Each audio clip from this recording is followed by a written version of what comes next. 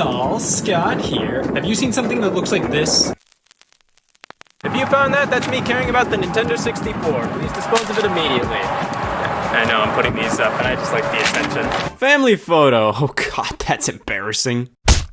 That's better. The Nintendo 64, one of the most revolutionary consoles of all time, helped standardize how games in the third dimension look, play, and control, introduced so many genres, franchises, concepts, and I still don't give a I'm being a bit harsh here. It's not that I don't like the Nintendo 64, I just don't care about it.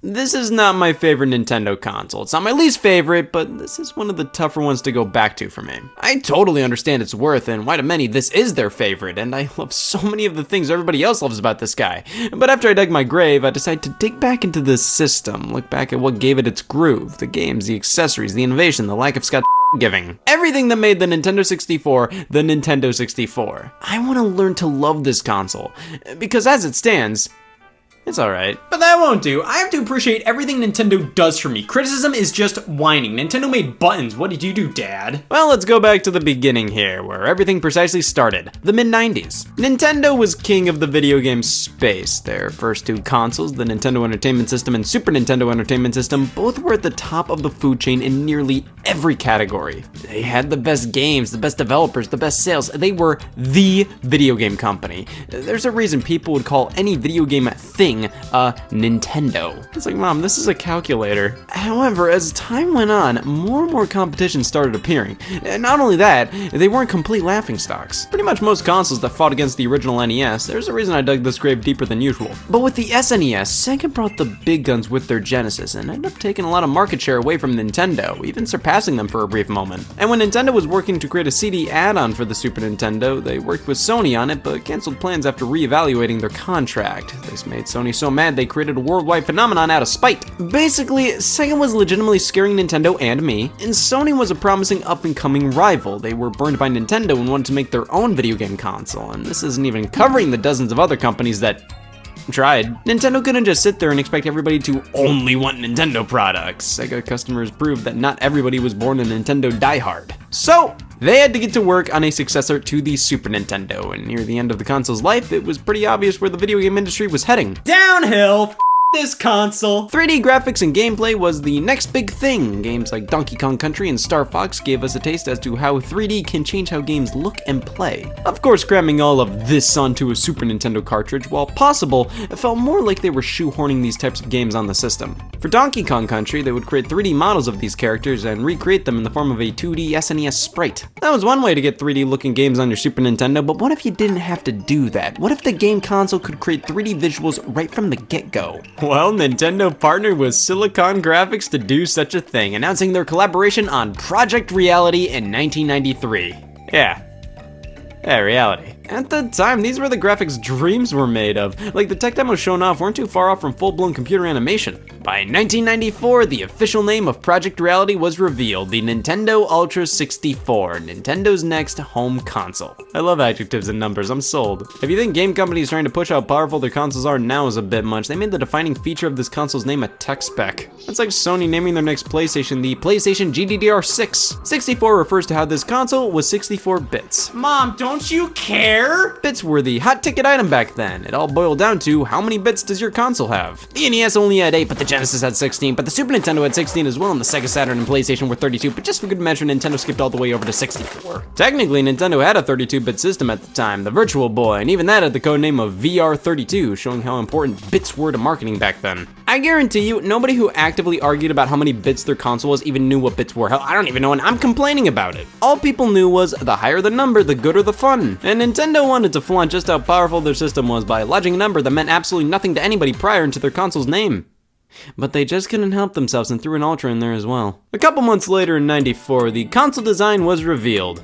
And it's functional. I have no idea what this looks like with its little feet and hourglass figure. The cartridge designs were also shown off here, with the most prominent feature being the fact they exist. This, right here, may have been one of Nintendo's biggest mistakes. By 1994, it was pretty obvious that CDs were the future of video games. They could store so much content, video and audio clips at great quality, and they were so cheap to produce. The Ultra 64 cartridges could barely hold anything in comparison, could barely hold video and audio clips, and if they could, they were severely compressed and downgraded and cost a mortgage to produce. But they were harder to pirate and had faster load times. That makes them better. And ever since that decision, Nintendo's always been number 1, 2, 3, 1, Wii U. The Ultra 64 was consistently talked about for years, with a release by holiday 1995 planned. Eventually, they renamed it to just straight up Nintendo 64, which, yeah, Nintendo Ultra 64, you only really need one of those. But even with the name and console design finalized, Nintendo delayed the system a good handful of times until finally nailing a release in June 1996 in Japan, September 1996 in North America, and March 1997 everywhere else.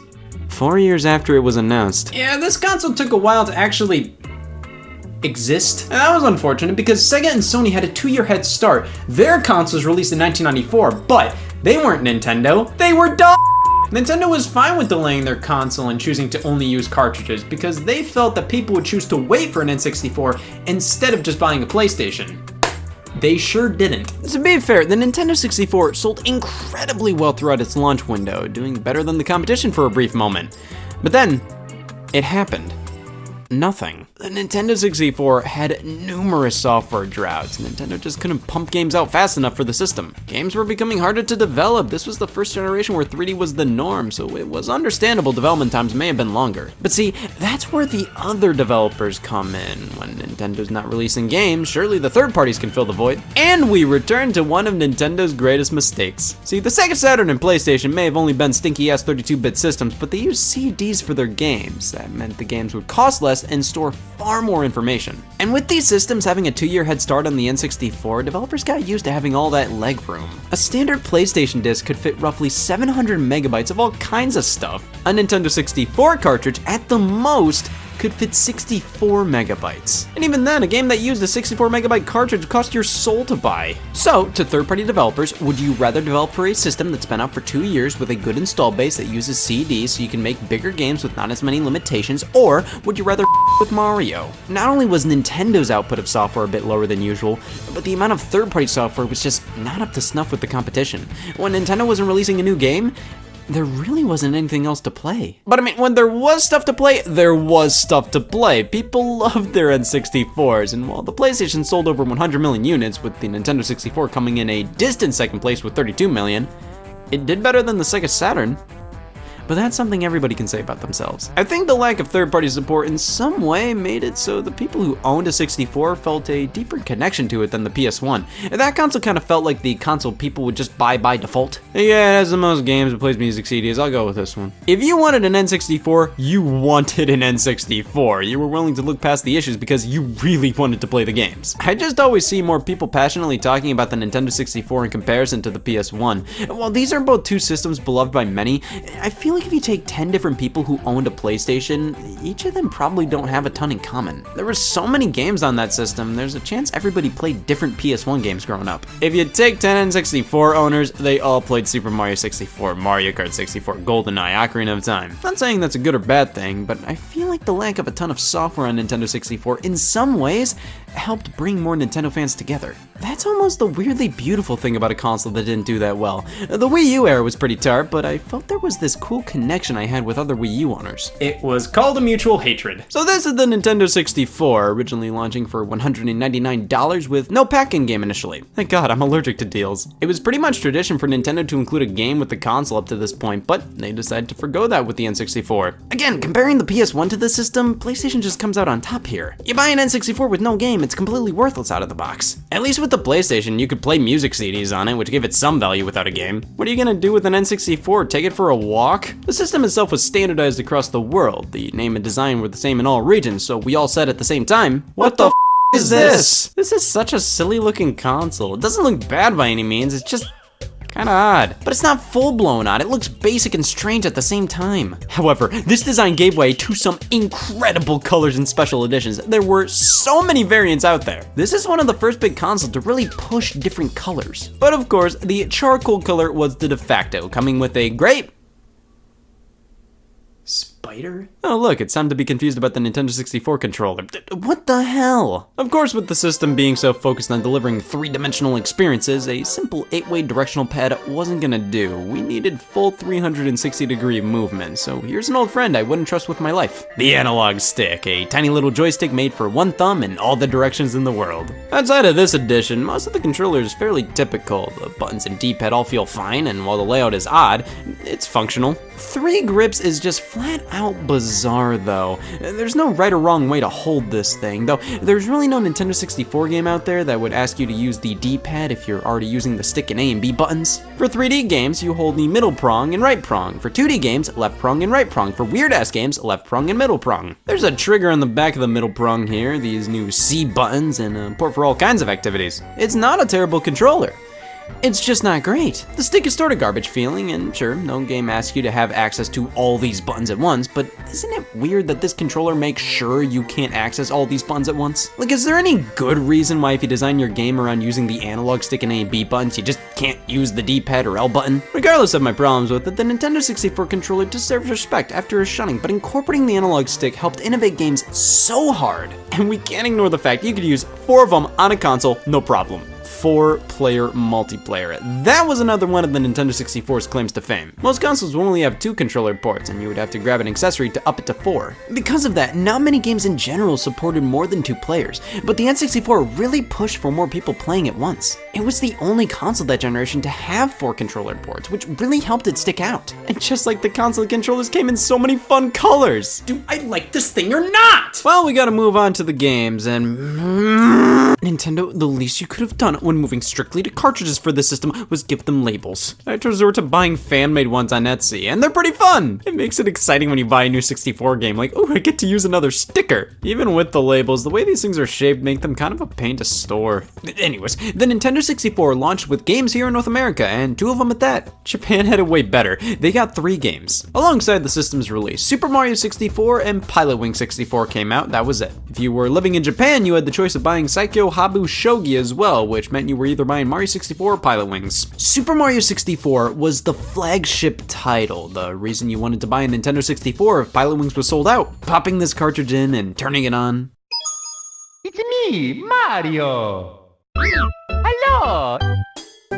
Oh my god, he has a face? This right here helped show just how powerful the Nintendo 64 was, and this isn't even the game. Mario's smooth facial animations, the high quality model, being able to manipulate his face to be whatever you want, this was an ingenious title screen, and it's completely superfluous. It has nothing to do with the rest of the game. But it's here to show something that could not have been done on prior hardware, and it's just for fun. The game itself, I mean, what else is there to say? I mean, it's no Pilotwings 64, but it has its charm. Mario 64 may just be one of the greatest launch titles in history, not only showing why the N64 mattered, but what video games could be.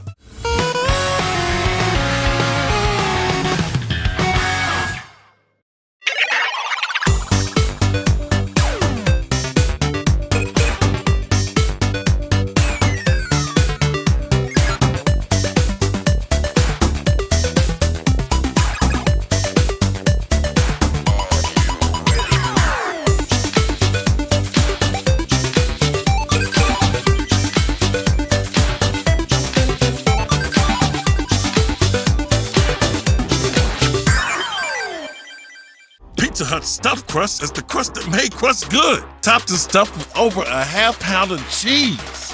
What are you so afraid of? Loving it? Original stuffed crust, just $12.99. Only from Pizza Hut. No one out-pizzas the Hut. Freeze drive ritual!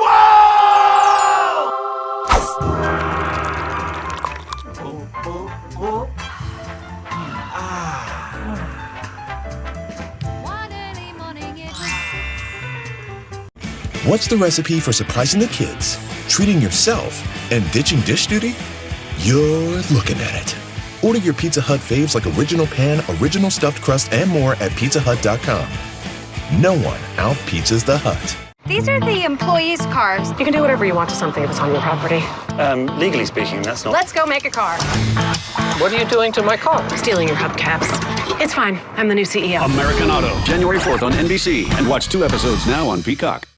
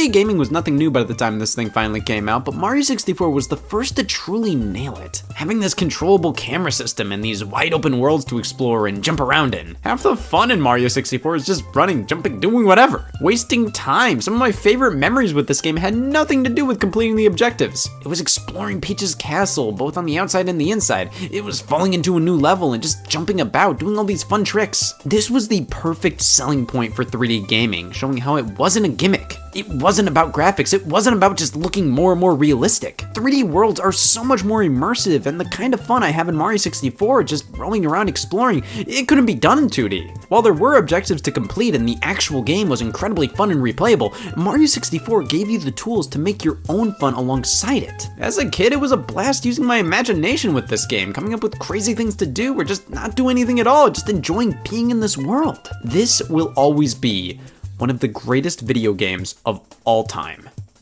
One of. Pilot Wings 64, a sequel to Pilot Wings, a launch title for the Super Nintendo. You know, it made sense to make this a launch title for the 64, as the original Pilot Wings was showing how the SNES could sorta kinda do pseudo 3D stuff. Now with 64, we have the real deal. There's not a ton to this one, different missions to complete with different flight vehicles. It's fairly basic, but a lot of the fun comes from just flying around. It's enjoyable to just hover over these environments, and just like with Mario 64, it's fun to stray from the core objective and make your own fun. This launch was very quality over quantity oriented, which I guess was Nintendo's mentality throughout the 64's life. Less than 300 games were released here in North America, with less than 400 overall worldwide. That's still a decent number of games, but comparing that to pretty much any other major console, it's like, man, what's going on here? Nintendo consistently had issues with game output, delaying games quite a bit, especially in 1997. Look at this lineup. These were the only games Nintendo published for the 64 in 1997. None of these are bad games, but when Tetrisphere is 17% of your game output, something's and when we take a look at what Sony was publishing on the PlayStation in 97,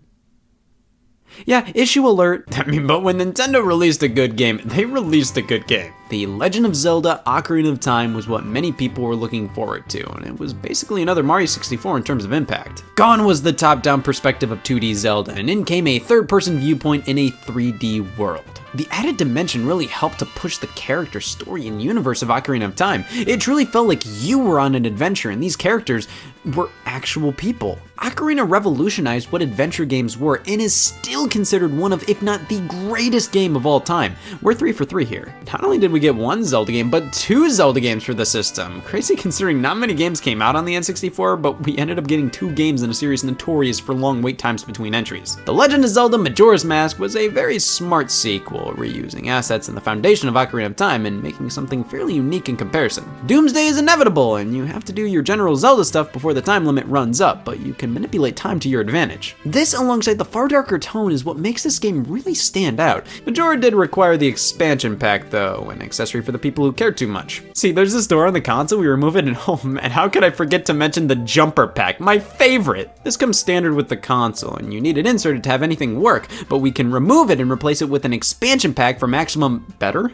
Only 2 games straight up required it, as it gave the N64 more RAM to work with: Majora's Mask and Donkey Kong 64. Perfect Dark sorta needed it, but you could kinda play some parts of it without an expansion pack. A handful of games supported the accessory, but it was not required by any means for most. Hell, Donkey Kong 64 barely even required it. The only reason it needed it was to fix a game-breaking bug the developers had no idea how to fix otherwise. The only solution was to make the expansion pack mandatory, so it was bundled in with the game. This is a bloated mess of a game. I mean, overall it's alright, but man, there are just too many collectibles. But hey, Donkey Kong in 3D, that's pretty neat. It was cool seeing these characters and worlds from a brand new perspective. And we have none other than Rare to thank for that, one of the definitive developers of the Nintendo 64. For sure, they worked on the Donkey Kong Country games, but the N64 was where they really hit their stride. I have no idea how they were able to pump out so many good games in such a small amount of time. Like, 3 of the 6 Nintendo 64 games Nintendo published in 1997 were developed by Rare. While they weren't owned by Nintendo, they had a strong partnership with them at this time, leading to games like Banjo-Kazooie and Banjo-Tooie, 3D platformers not unlike Mario 64, but with their own flavor and spin. Conker's Bad Fur Day, a 3D platformer definitely unlike Mario 64, playing around with the concept of looking like a cutesy family-friendly game when in reality being not a church. And my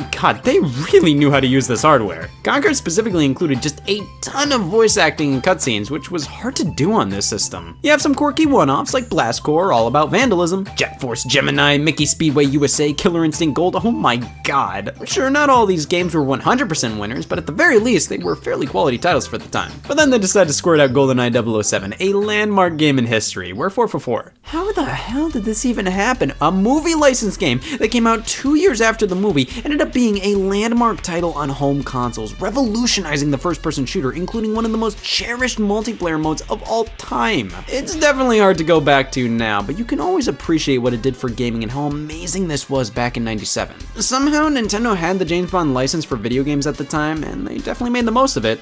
They made 2 games, but one of them was GoldenEye. When the license went to Electronic Arts, Rare wanted to make a spiritual successor to GoldenEye, and ended up both developing and publishing Perfect Dark in 2000. Again, similar to GoldenEye, I once had the thought of going back to it today, but back then, yeah, this was good and stuff. It pretty much used every aspect of the N64 it could have, included the transfer pack accessory. You plug this into the controller and you can pop certain Game Boy and Game Boy Color games in to have home console and handheld games interact. I love stupid junk like this. Not a ton of games supported it, but the one game that mattered did. Pokemon Stadium. The Nintendo 64 released during the big Pokemon boom when the craze just started to happen worldwide. So Nintendo acted upon that. They had crazy successful Pokemon games on the Game Boy and Game Boy Color. Let's make some Nintendo 64 Pokemon spin-offs. Yeah, Pokemon Stadium is like taking a standard Pokemon game with the adventure and battles, putting it in 3D and taking out the adventure. You're just left with the battles with not much substance. Of course, back then, that was pretty cool to see your favorite Pokemon in 3D, just like how it was cool for me to see my favorite Donkey Kong. And you could transfer your very own Pokemon from the Game Boy games into Stadium, plus play the Game Boy games on the TV with the transfer pack. You couldn't really play any other Game Boy games on the TV with the N64.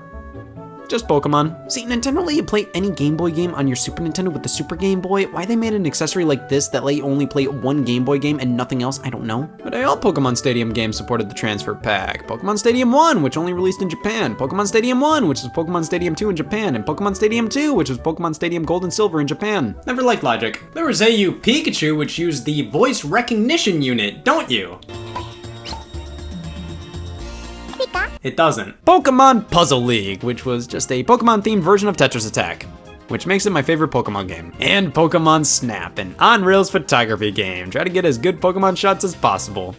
This was the best non-puzzle Pokemon game on the system. I understand that the developers behind Pokemon strongly believed that the Game Boy was the best platform for the series at the time, but I'm just surprised Nintendo didn't straight up force them to make a true N64 Pokemon adventure. That really would have been the kick in the pants the system needed. But I mean, it still had some of the best-selling games that generation. Mario Kart 64 came out a few months after the system's launch, and this is the big one. Easily one of my favorite Mario Karts nostalgia-wise. I don't know what it was, but my memories of this game are better than any other game in the series. The tracks, the multiplayer, the items, the battle mode, it was all the best. Playing it now? It's fine. I mean, playing with friends, any Mario Kart's gonna be a blast, but just looking at the core game, the core controls, it's not as good as I remember. At least we have Diddy Kong Racing. This was the big holiday title for 1997.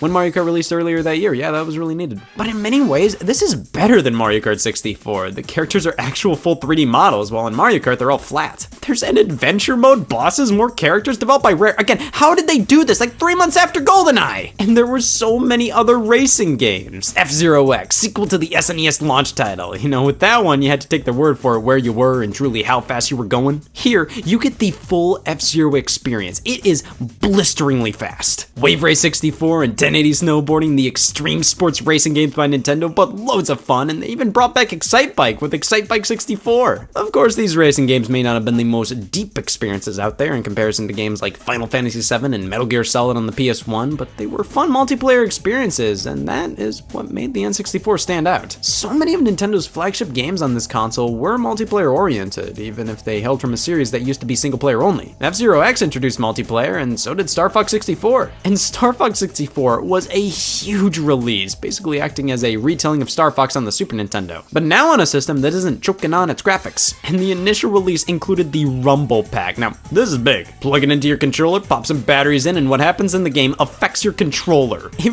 really added to the experience and made big moments feel that much bigger. I'm surprised Nintendo never updated the N64 controller to have the Rumble feature built in. So many games supported it, way more than any other 64 accessory. except the memory cards, but even then, most of the games I cared about just saved directly to the cartridge, so oops, I don't own one. You have a will to live, but not a 64 memory card. Something's not right. Anyways, yeah, multiplayer was a big part of the Nintendo 64's identity. I immediately think of party games instead of huge sprawling adventures when the console comes up. And to be fair, I think we can credit it with the birth of the modern party genre. Mario Party was introduced on this console and appeared 3 times. A virtual board game where mini games are played after everybody takes a turn moving. Fun occurs, inevitable. Listen, I can go on and on about these games, and well, yes, they are the most balanced, they are the most well thought out, amazing games out there. They're super fun with friends, so much garbage happens. These are great, kick back on the couch, have pay attention kind of games. But when it's time to take them seriously, it's time to really take them seriously. While I think Mario Party 2 is the most well-rounded of the 3, I have a soft spot for the first one. Literally. There are multiple mini-games in the first entry that require spinning the analog stick, and the most effective way to do so is to use your palm.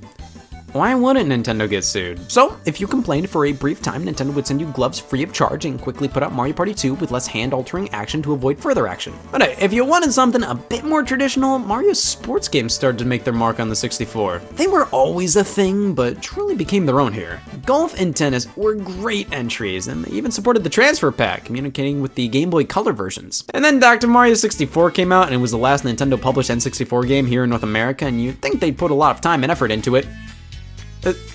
This is just Dr. Mario. I mean, it has 4 players, which is cool, but for the last Nintendo 64 game made by Nintendo a few months before the GameCube was releasing, I don't know, this looks kind of stinky. Kirby 64 The Crystal Shards was another late N64 release, and it looks really impressive. It's still a 2D game, but with consistently changing camera angles. The colors and models look so nice, and plus you can inhale an enemy, obtain their power, and mix and match it with another enemy's power. It's cool, alright, moving on. Even though Kirby was a 2D platformer, there wasn't a ton of them on here.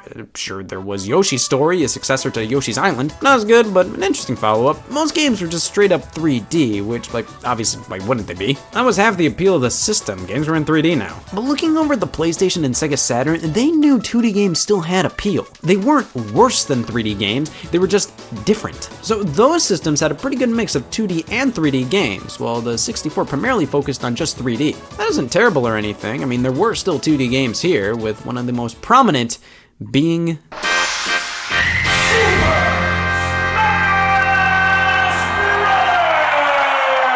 yes, the first entry in the Nintendo crossover fighting series. Super Smash Bros. Appeared on the Nintendo 64. Look at this is adorably tiny. Who would have thought this game featuring 12 Nintendo characters would kaboom into this? 4-player mayhem, a cross between a fighting game and a party game. This is the Nintendo 64 doing what it does best. Mario 64 and Ocarina of Time may be some of the best games out there, but Smash Bros.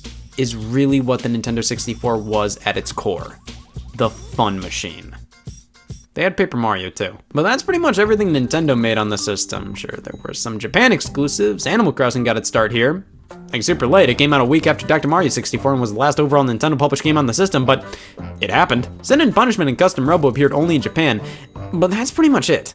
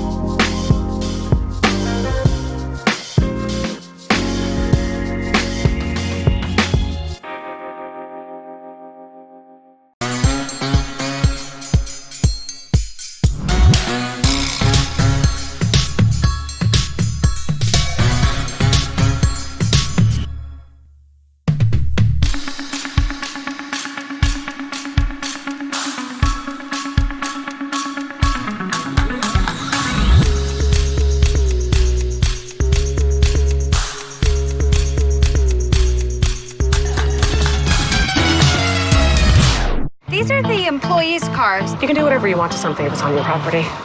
Legally speaking, that's not. Let's go make a car. What are you doing to my car? Stealing your hubcaps. It's fine. I'm the new CEO. American Auto, January 4th on NBC. And watch 2 episodes now on Peacock.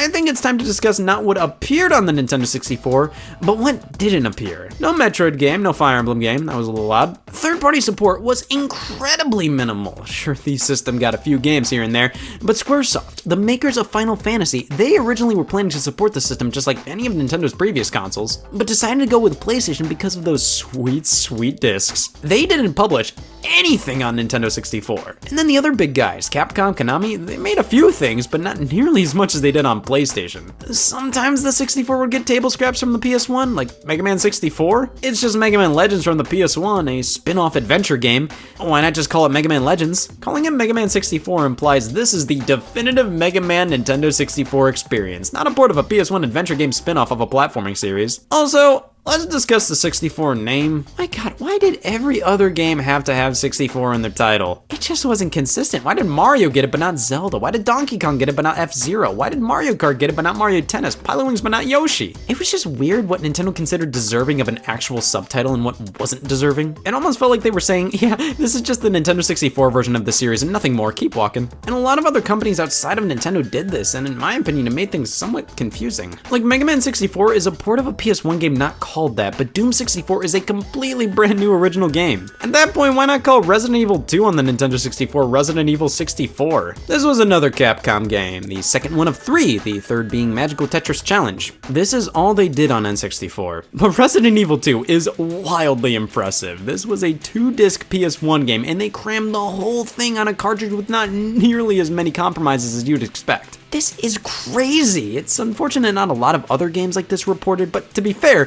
this was a miracle that happened in the first place. Konami was more prominent on the system, though that's really only because they were publishing a lot of sports games at the time. They made 2 unique 3D Castlevanias, I don't like them. I mean, they made Symphony of the Night for the PlayStation and Sega Saturn in Japan. This was a refined 2D experience. The Castlevania 64 games are wet and muddy and just feel so lonely and not fun, and I'm sad. Nintendo 64 games in general just don't look that great. They look so muddy and blurry if you're playing on an original console. Playing anywhere else, like on the Wii Virtual Console or something, they're a bit cleaner, but still, this era just doesn't age very well at all.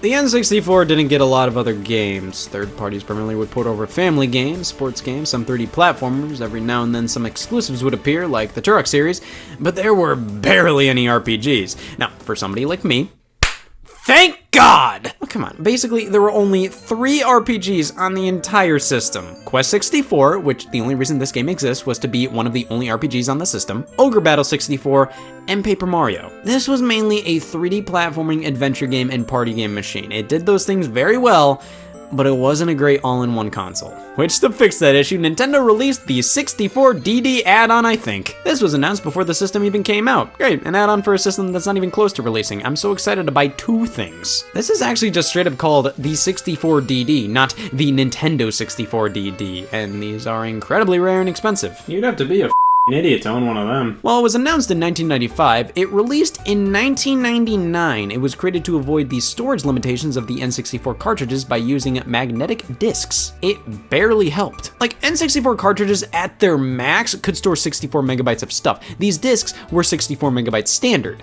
So, like, CDs were around 700 megabytes. Why even try to release this? It could do all kinds of things. It had an internal clock. It could connect online. It failed miserably. Only a couple games released for the thing. It only came out in Japan, sold like ass, was delayed several times, and by the time it came out, it was worthless. The Sega Dreamcast already released. The PlayStation 2 was announced. I feel like Nintendo wasted so much of their time with this thing. Dozens upon dozens of games were planned for the DD, eventually getting canceled. Without it, I'm sure we would have gotten way more N64 games. All of these games that were being worked on for the 64 DD, they ended up saying, well, let's either turn them into N64 cartridge games or wait to release them on better hardware. And that just left the Nintendo 64 with Dr. Mario 64 being the last game Nintendo made for the system. What a way to piss out. Yeah, I think this deserves a discussion on its own. If I ever own one. But that was the Nintendo 64, and overall, it's a pretty good system. Though, no matter how I look at it, I'm always going to see a troubled console that didn't live up to what Nintendo wanted out of it. For every one thing Nintendo innovated with this console, there was another that was ridiculously close-minded and stuck in the past. And while I respect it for being such a landmark console with such amazing games like Mario 64 and Ocarina of Time, I just feel like out of the 400 so games that released for it, there's only like 40 of them that are well worth playing today, and only 20 of those 40 have aged well. But the good games for the system were really good games. It nailed multiplayer, and no matter what, there will always be a reason to fire this system back up. It may not be my favorite Nintendo system, but I care about it. I found it!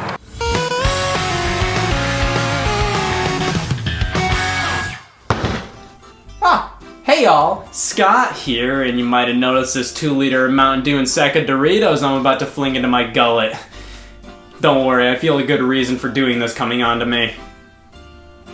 That'll work. Not only do I want to become a true enjoyer of all things video game, but I also want an excuse to go to this hospital near me. They're really cool. They got a vending machine and everything. Oh my god, this room is crazy. My arteries. You ever play Pac-Man World 2 and you're like, man, I could use a choking hazard right about now? Food has been associated with gaming here and there. You see, with every new Call of Duty or Halo release comes a corresponding can of Mountain Dew. Every new console release comes with oodles of sweepstakes plastered on boxes of Special K. And of course, many people like to just glutton out and stuff their face while playing a game. So let's take a look at some food associated with games. Basically, I went to the supermarket and loaded my cart up with anything video game related. Let's move over to this room. Yeah, you see, this is what us kitchen owners refer to as kitchen. Blam, let's get this one out of the way. Super Mario cereal took the world by storm. It's been a pretty boring few months. Released to promote Super Mario Odyssey, Super Mario cereal is a Kellogg's production and includes power-up mushrooms. Well, you know I had to buy it. The box doubles as an amiibo you can scan into Mario Odyssey for some small bonuses, nothing special, but still a really cool touch. Also on the back, we have some activities for you to tackle during unemployment. Enough gawking, let's crack this thing open and get to the goods. Super Mario cereal's flavor is mixed berry and marshmallows. The mixed berry is contained in these stars, and the marshmallows take the form of these question mark blocks and mushrooms, or as I like to call them, and what? After going knee-deep into this cereal, I think it's alright. I don't think mixed berry is the best flavor to combine with marshmallows, but what do I know? I don't cereal for a living. If you're a kid who's begged their mom to grab Super Mario cereal at the supermarket, you're no doubt familiar with getting grape nuts instead. Around the same time Super Mario cereal released, Post cereals featured a Nintendo Switch and Mario Odyssey sweepstakes on the front of various boxes, like Honey Bunches of Oats and, of course, grape nuts. You gotta hand it to the sweepstakes, it got me to try an edible form of torture. This isn't the first time Nintendo's been plastered on cereal boxes. Back in the late 80s, the Nintendo Cereal System was a thing. It was of course promoting the Nintendo Entertainment System, Super Mario Bros., and The Legend of Zelda. 2 cereals in one! 2 slender bags of a Mario and a Zelda cereal were inside. Good for them. Now if you need to be up and about harder than ever, you might want to contact a physician / pick up some gaming related energy drinks. There's loads of these things out there. Here I just have Mega Man and Sonic branded ones. The Mega Man energy drink is called the E-Tang, which is cute, and the Sonic one is just called Speed. What is going on with Sonic's legs here? Like, yeah, Sonic usually runs so fast his legs are nothing more than a figure 8 or something, but there's that, and then there's having no legs with just scribbles below you. Giving the drinks a taste, I mean, they're energy drinks, that's for sure. And I'm pretty sure both of these are the exact same drinks. If you're into these sort of things, they're probably okay. Now, if you remove the drink from the colorful can, pop it in a standard glass, and say to me you just drank Mega Man's E-Tank, that's another story. Oh god, this is inside me. It's weird, when I drank this, I thought to myself, wow, this tastes blue. It's probably the fact these were Mega Man and Sonic drinks, but after further inspection, that is not blue. Here's some of these retro candy tins, products that will make any 30-something squee in a Target. These things have been around for a while and are just small candies inside a tin that's designed like something from yesteryear. I found a bunch of Mario and Nintendo related ones with one Pac-Man arcade cabinet thrown in there. There's one that I always wanted but never found, which was an Atari 2600 joystick tin containing gum. The joystick was rubber and everything. But whatever, we have an NES controller instead. No clue why this specifically has the Nintendo Power logo on it, but who cares? I do, these mints are pathetic. These aren't the virgin mints I was promised, these are just lame circles. What's so Nintendo Power about these? It doesn't even taste like Nintendo Power, these mints are weak. Same goes for the Mario mints as well. This is probably the lamest of all the tin designs I picked up. It's literally just a rectangle with a Mario sprite on it. The mints are blocks, which could be interpreted as the blocks in Mario games. And I don't know, I think they just found a generic design and said, That'll work. This Link tin is at least shaped like the Sprite, which is cool. Inside we have Orange Sword Sours. Yeah, I have a feeling this was just a repackaging of some Christian candy. The Pac-Man arcade cabinet aesthetically reigns supreme over most of these. The top is on the bottom. Nice. It's these little Pac-Man shaped candies that to this day I still can't figure out what flavor they're supposed to be. In fact, most of these candies don't have a lot of flavor at all, to be honest. You get these things for the tin, plain and simple. If you say your favorite food is coin candies, well, the door is that way. If you're not into the tins, we can always shift gears to other types of candies. Pez dispensers are wacky plastic heads that feed you on command. But we still have to load the candies into Donkey Kong here. Keep WikiHow on standby. And here we are, nice and simple. Fun, fun, fun. The Wonder Ball, the first instance of the term fine dining. It's a chocolate ball with so many goodies inside. This is a crazy great deal. We get stickers, a coin, and a chocolate ball with fruity candies on the inside. This is crazy. Finally, a Luigi fan. With candy at the bottom. A Luigi fan.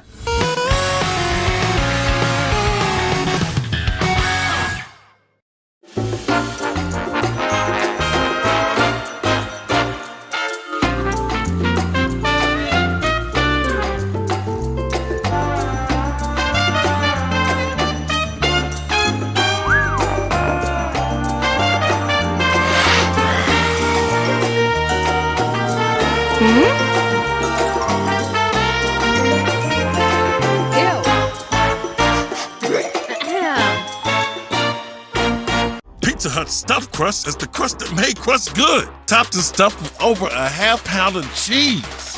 What are you so afraid of? Loving it? Original stuffed crust, just $12.99. Only from Pizza Hut. No one out-pizzas the Hut.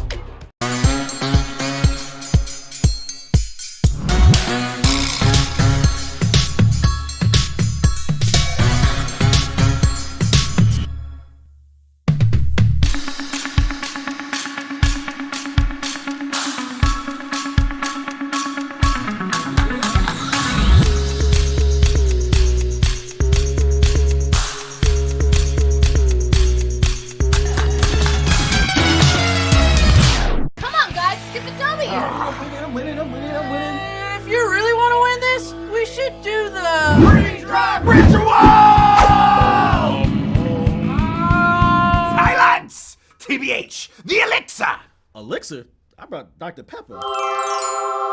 Dr. Pepper is the elixir.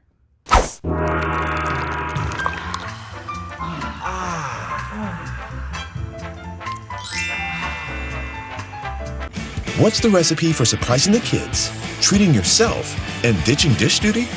You're looking at it. Order your Pizza Hut faves like Original Pan, Original Stuffed Crust, and more at pizzahut.com. No one out-pizzas the Hut.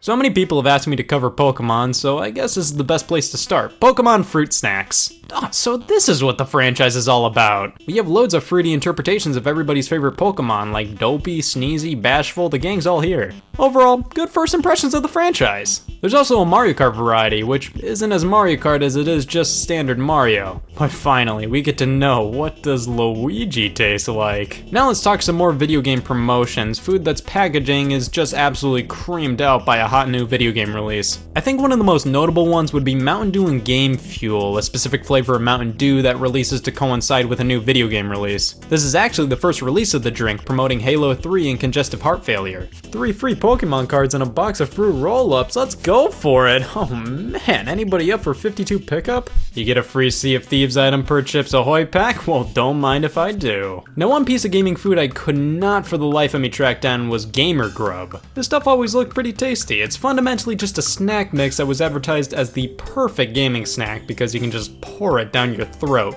No messy hands, no messy controllers. It came in a few varieties, PB&J, s'mores, pizza, barbecue, but I believe they've stopped making it. And who could forget the classic Sonic the Hedgehog ice cream bar? I believe these were primarily only sold via ice cream trucks, and man, was it a hard-hitting feeling of regret to buy this instead of something actually edible. I mean, it was always fine, but nothing amazing. The eyes were gumballs, exactly what I want after a munch sesh of a frozen dairy treat. Finally, Campbell's Super Mario Soup. Let's pop this bad boy open, cook it up, and try it out.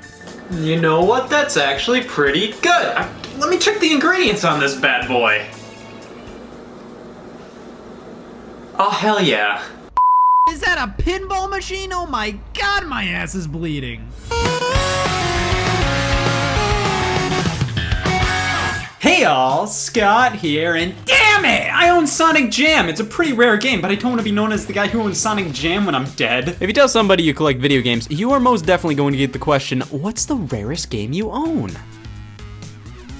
Come back to me on that one. I firmly believe if you want to collect stuff and have fun while doing it, it's best to do it with things you legitimately enjoy and not just collect it because, ooh, it's worth something. I collect the games I want to collect and play eventually. The rarity or value hardly matters to me. However, it is still fairly interesting to know. I mean, I bought Gravity Rush Remastered because I wanted it, but hey, now that it's $70, I guess this is my personality now. But that's beside the point. There aren't infinite copies of all video games available. I know it feels like there's a Kinect Adventures every few inches, but I guarantee you there's a finite amount. Some video games are as common as leaves, but then there are the video games that just never sold that well or just never had a ton of copies produced. Now, a game can be rare right from the get-go, but mostly the value increases over time as more and more people realize, oh god, that's a rare game, I want that. But let's lay this out right here. Rare games aren't always valuable, and valuable games aren't always rare. A game's value comes down to how many people want it and how many people are willing to pay a hefty price for it. I can make a house out of all the Mario Party 2s out in the world, but a lot of people really want that game right now, so it costs nearly as much as a new game, but it ain't rare, that's for sure. But then you have whatever the hell this is. A pre-owned copy of Madden 93 for the Sega Genesis, complete with a specific cardboard box for pre-owned games. I guarantee you this is far more rare than Mario Party 2, but you won't see anybody breaking down my door for this. Maybe. Technically, any copy of any game can be slightly altered to become the rarest version of that game. See? Here? Look. One of a kind. The only thing that'll make this valuable is if somebody is willing to pay $300 for it. Everybody's obsessed with the rarest games of all time, owning the rarest games of all time, playing the rarest games of all time. As long as they're worth something. Now I'm only interested in picking up rare games that I want to play really bad, but I'm willing to make an exception for the sake of investing. I want to find the rarest game of all time to help me pay off some fun debt. Well, what do I constitute as a rare game? Well, something that's uncommon, of course. I think the only rare games that get attention are the ones that sell for ridiculous amounts of money. You couldn't pay me to pay this much. It doesn't help that a lot of articles go up detailing old vintage things you might have in your attic that might be worth a fortune. Yeah, an original Game Boy is rare. It's like $700. Yeah, okay, no. I mean, all you have to do to feel better about owning something is to search for it on eBay and sort the listing from highest price first. I'll think about it. I remember when a bunch of people thought they totally scored after a bunch of articles appeared online saying the VHS tapes of old Disney movies were selling for That's not the case. That's how much some sellers are asking for these things. Are people buying for that much? I hope not. The value of rare items is only as much as people are willing to spend on them. In my opinion, no game is worth more than the original asking price of it, and even then, Sushi Striker retailed for $50, my god. A pretty surefire way to know the true value of a game isn't to go on eBay and say, welp. It's to go on price charting websites. These track how much games sold for over time, so you know the average going price of these things. But if I'm gonna pay top dollar for a game, it may as well be the rarest of all time. But hey, who knows? Let's look through my collection and see if I already own rare games. Well, this is it. These are the elusive games in my collection. I own a lot of heavily desired games that go for a lot of money, but these ain't rare. Like, I own a copy of Shenmue, please like me. I own a copy of Sonic Jam on the Sega Saturn. That's right. This is probably the rarest game I have. I mean, I have Gravity Rush Remastered, a few uncommon Wii U titles, Chibi Robo, Retro Game Challenge, Xenoblade Chronicles, nothing that crazy. I have Metal Slug Anthology for the PlayStation 2. This was a fairly uncommon game for that system for a while there. I found it for $60 and I scooped it up. The value now is, oh, son of a bitch. I find the value of games to fluctuate like crazy over time. It generally has to do with what's the big nostalgia craze and what's not easily accessible. For that reason, GameCube is fairly expensive now, while a lot of the value of older consoles around the NES era aren't necessarily shooting up in value. The big nostalgia boom for that thing was around 2010, but now it's Chibi Robo's time to shine. Look at that. But we're not just looking for expensive games, we're looking for something that's one of a kind, the rarest of all games. While we're not really gonna find much in terms of the more modern consoles, the older the system gets, the harder it is to find stuff for it, and thus the rarer and more expensive some games get. Now, we do have a ton of companies that specialize in limited releases for games recently, but they usually produce a few thousand copies of games. That's just not rare enough. Who knows, I mean, these things might skyrocket in value in 10 years, but for now, get out of my face, Night Trap. 5,000 copies, big whoop. I feel like one of the most likely candidates for an intentionally rare game that's going to skyrocket in value is Axiom Verge on Wii U. Only 5,000 copies on a system nobody's heard of. It's like I'm owning a ticking time bomb of profit. There is that game for the PlayStation 4 that I refuse to say because I'll die laughing. This had a similar limited release strategy with only around 1,000 copies produced. However, the company that sold it was run by one guy who ripped off the Limited Run Games logo, sold the game on April Fool's Day on a website that looks like something you should give your credit card to. Many just thought the release was a joke, but it happened. Only around 80 people bought copies, and the 900 or so copies that were left unsold, well, who knows what happened to them. So this takes the reins for the current rarest game of all time. Let me point this away from the door in case anybody walks in. If we go back a generation, games start to get a little more pricey. The PlayStation 3 and Xbox 360 don't really have many expensive games outside of collector's editions, but the PlayStation 3 has NBA Elite 11. It was canceled, but some copies were accidentally sold at retailers. Now, how many copies actually exist of this game? If I had to guess, I'd say something in the low triple digits, but who knows. But there we go, we have another candidate for the rarest game of all time. Boom. Nothing on the Wii, DS, or PSP even comes close to this game's rarity, which is why we should go back another generation. Gacha Force is probably the rarest standard GameCube game, and I guarantee that's the sole reason most people own it. There's also NCAA College Basketball 2K3, nowhere near as rare or expensive as Gacha Force or Elite 11, but hey, two rare basketball games, you have to admire that. There's Ninja 5-0 for the Game Boy Advance, which is even more expensive than Gacha Force. The money per square inch is through the roof on this thing. Rule of Rose on the PlayStation 2 and Steel Battalion on Xbox are up there too, but these games all fail the eBay test. If I can go on eBay and find a handful of copies, they aren't rare enough.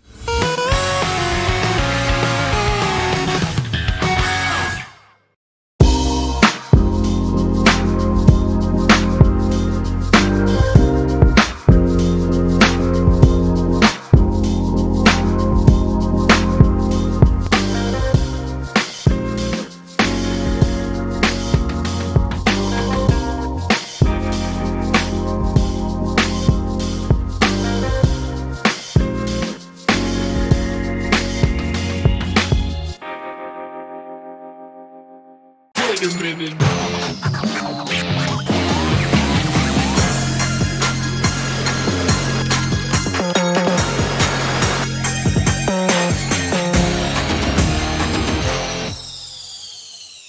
Hi, thanks for joining the Payne Motors quarterly earnings call. And now I'll turn you over to our new CEO. The numbers last quarter were rough. Mea culpa. Well, not mea culpa, actually. Thea culpa. Let's sell the crap out of this car. It looks like the car was assembled by a spider on LSD who also had bad taste. It tested well. American Auto premieres January 4th on NBC and watch 2 episodes now on Peacock.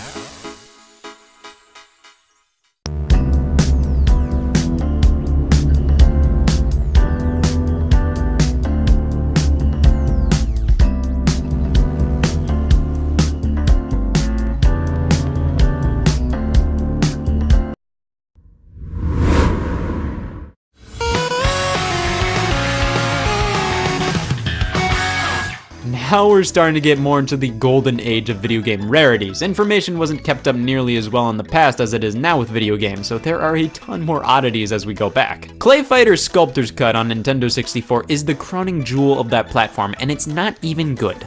I'll pay $400! It was a Blockbuster exclusive update to Clay Fighter 63 and a third, and there were around 20,000 copies produced.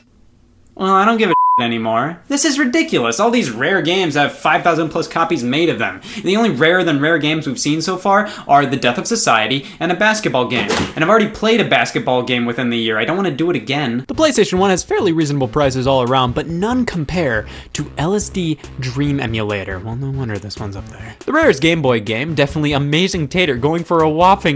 Game Boy Color had a ton of late system support, even when the Game Boy Advance was alive and well, but easily the rarest of the Game Boy Color games was Shantae, going for a few $100. It's not rare enough! That's why we need to go even further back in history, to the NES. This is the golden age of rare games, the era where information wasn't as easily accessible as it is now. Who knew Kid Clown was gonna be 200 eventually? Tell me.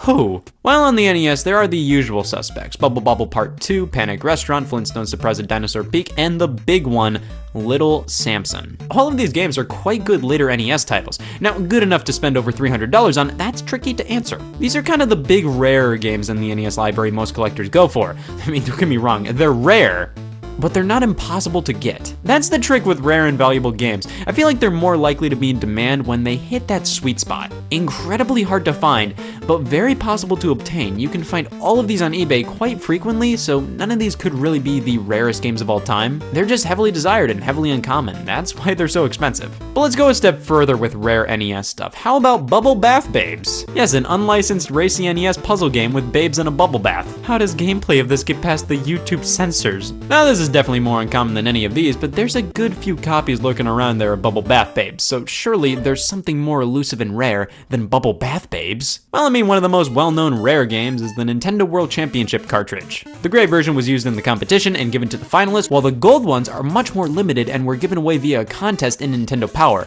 But the thing is, combined, there's still a bit over 100 of these things lurking out there. We're looking for double digits or less over here. Plus, these were never official retail releases, so should they really count? Stadium Events was officially released via retail, but was taken off the store shelves very quickly after Nintendo bought the rights to it and released it as their own game, World Class Track Meet. About 200 copies of Stadium Events are believed to exist, with only up to 20 potentially still being completed in the box. Now, a lot of rare games are only rare in specific regions of the world. Stadium Events is the most rare here in North America. It's still pretty rare in PAL territories, and in Japan, it's $20. Are you serious? Stadium Events may be one of the rarest games ever released via retail for the NES, but it's the same game as World Class Track Meet, so is it really worth getting laid over owning it? Yes. However, if we go back to those darn dang competition cartridges, Nintendo hosted the Nintendo Campus Challenge in 1991, and only one official cartridge exists. Well, we found one of the rarest games ever created. However, this was never supposed to be available to the public, so can it really be considered the rarest game ever made if nobody really had a chance to buy it from retail? Well, let's go all the way back to the Atari 2600 to find some rarer gems. Pepsi Invaders is one I always think about, a Space Invaders clone, but you obliterate 5 letters instead. It was made by Coke, and if anything, this game makes me want Pepsi. However, with only 125 cartridges within existence, it's easily one of the rarest 2600 games, but not the rarest. There's only like 13 known copies of Air Raid that exist. But then there's Red Sea Crossing, which was only available via mail order. 100 were apparently produced, but only 2 have been found. But then let's move over to the Sega Genesis. Tetris, I have $20,000, I know what I'm doing tonight. This version of Tetris was never officially released due to Nintendo having the rights to Tetris on consoles at the time, and only 10 copies are known to exist. But again, it wasn't officially released. How about the Super Nintendo competition cartridges? Now, Nintendo hosted 2 Super Nintendo competitions, Campus Challenge 92 and PowerFest 94. Similar situations to the NES competition cartridges. Very rare, not officially available to the public, so why not the Donkey Kong Country and Star Fox competition cartridges? They were edited versions of both games to be played in a competitive environment. They were only available via Blockbuster, and only 2,500 copies were made available. Are you kidding me? This is child's play. Come on, why talk about these when Air Raid exists? All right, I think I figured it out. See, these are potentially the rarest games of all time. One of these may just be the rarest game of all time. And after all the research, after all the eBay searches, I've come down to which one would give me the most unique game collection of them all. Which one is, in fact, the rarest game of all time? It's Sonic 2 with a line!